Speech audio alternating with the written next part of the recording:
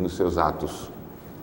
Então, há grupos na atualidade que acusam outros de intolerantes.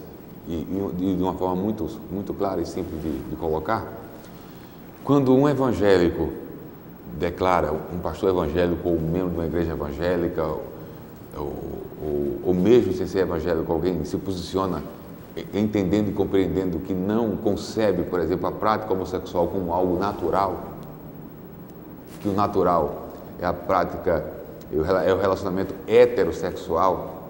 Quando alguém se posiciona dessa forma, independente de questões de fé, essa pessoa é tida como intolerante. E aí, aqueles que escolheram, que optaram, porque é uma opção pela prática da homossexualidade, afirmam: vocês estão sendo intolerantes para conosco porque não absorvem a prática homossexual como algo natural.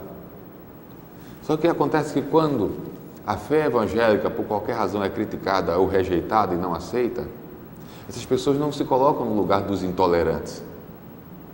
Se colocam no lugar apenas daqueles que discordam do ponto de vista. Então, quando eu discordo do ponto de vista desse grupo, eu sou intolerante. Quando eles discordam do ponto de vista da fé evangélica, eles não são intolerantes. São livres para pensar e para expressar as suas ideias. Então, isso é contraditório. A grande questão, que foi também colocada no terceiro fórum, não é de evangélicos agredirem verbalmente ou fisicamente, porque não há dados que apontem para isso. Os grandes crimes cometidos, que foram classificados como homofóbicos por esses grupos minoritários, foram crimes que não têm a ver com fé.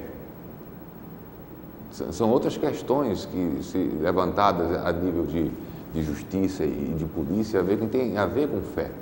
Então, a homofobia, da qual somos acusados enquanto evangélicos, ela não existe na prática. E se há falas ou posturas que sinalizam para uma agressividade maior no discurso, são exceções à regra geral. A visão cristã, a visão evangélica, em relação não apenas aos homossexuais, mas a todas as pessoas, a qualquer tipo de prática, é uma visão de respeito ao indivíduo, mesmo não concordando com a prática do indivíduo. O grupo não se sente confortável quando há comparações com outras práticas, mas na essência é isso. Eu ensino para os meus filhos, na condição de pastor, eu ensino para a igreja, nos espaços abertos de comunicação como este, eu afirmo que a nossa mensagem, a mensagem do Cristo, é uma mensagem de compaixão, é uma mensagem de amor ao indivíduo, de respeito às pessoas, mas é uma mensagem que também censura algumas práticas, que não aceita algumas práticas. Se você for analisar os evangelhos, Jesus comia com publicanos e pecadores, diz o texto, a narrativa bíblica dos evangelhos. Comia com eles, sentava junto com eles, conversava com eles, mas Jesus não apoiava as práticas deles. Entre publicanos eram oficiais que eram tidos pelos judeus como traidores, prestavam serviço para Roma, né? E no grupo de pecadores estavam adúlteros, o texto não diz especificamente, mas provavelmente havia também homossexuais, prostitutas, e Jesus sentava e comia com eles. Mas Jesus, ao sentar e comer com eles, não aprovava a prática deles, designado biblicamente de pecados. Jesus, sentando e conversando com eles, com compaixão e com amor, oferecia e apresentava para eles um caminho de reconciliação com o Pai Celestial, que, apesar de, como na condição exatamente de pai, de não aprovar tais práticas, mas amava os seus filhos. E por amar os seus filhos, dava aos seus filhos a oportunidade de reconciliação, de restauração, de se reencontrar, ou de reencontrar-se com Deus, porque somente se reencontrando com Deus, o homem se reencontra consigo mesmo. Então, o que acaba é que a gente vê na pós-modernidade um mundo que não aboliu Deus nem a religião do discurso, mas aboliu a Bíblia como verdade absoluta. E aí, você tratar como a modernidade tratou a Bíblia como palavra não inspirada, como um livro feito simplesmente por homens, ultrapassado, antiquado, ou usar a Bíblia de forma conveniente, dá no mesmo. Ou você tem a Bíblia como palavra de Deus inerrante e inspirada, e os princípios, principalmente éticos e morais do Decálogo, lá no Antigo Testamento, os princípios do Sermão do Monte, que é o grande discurso ético, moral de Jesus, e os outros princípios na fala de Jesus nas epístolas, você entendendo isso como verdade de Deus e crendo nisso, aí sim você tem a possibilidade na pós-modernidade, de termos pessoas melhores e um mundo melhor. Então, todo esse caos pós-moderno que no Brasil se concretiza na citação que você faz, das manifestações populares, é tudo resultado desse distanciamento do homem da palavra de Deus. O homem se distanciou da palavra de Deus, perdeu o grande referencial que é a palavra de Deus. Na hora que o homem perde o grande referencial da palavra de Deus, ele precisa de outros referenciais. E onde encontrar esses referenciais, esses fundamentos espirituais, éticos e morais? Eis a grande angústia da humanidade. Eu estou lendo ainda, inclusive não fechei a leitura de um livro do Bauman, do Zygmunt Bauman, intitulado Ética Pós-Moderna, onde, embora eu admire o Bauman enquanto sociólogo, mas eu percebo no texto a angústia do Bauman por um referencial teórico, um referencial firme e sólido, onde ele possa repousar suas percepções, seus conceitos, e aí, repousando nisso, percepções e conceitos, ele possa fundamentar sua prática, sua ética, sua moral. E ele diz que uma das grandes angústias da sociedade moderna, ou pós-moderna, é isso. Se a Bíblia não é mais o referencial, o que será? Quem vai ser? Quem norteará a ética, a moral, a conduta? Quem vai dizer o que é certo e o que é errado? E aí o homem caminha à deriva em busca de uma vida com propósito, caminha à deriva sem saber, a deriva já diz tudo, caminha sem saber para onde, sem uma bússola. Ele não sabe para onde vai chegar e nem tem bússola para direcioná-lo. E tem, porque a bússola, na perspectiva moderna, era o sujeito, o indivíduo. Eu sou dono do meu nariz, eu sou dono de mim mesmo. A bússola agora é a cultura, é a sociedade que dita as normas, os padrões. E os padrões deixaram de ser universais, os padrões são locais. Um dos relativismos da pós-modernidade é isso. Não existem normas nem padrões universais. As sociedades locais, os pequenos grupos, que seja uma cidade, ou um estado, ou uma nação, essa sociedade cria suas normas. Então você sai de um lugar para o outro, você precisa se adequar aos padrões culturais. Então, o que dita hoje é a cultura.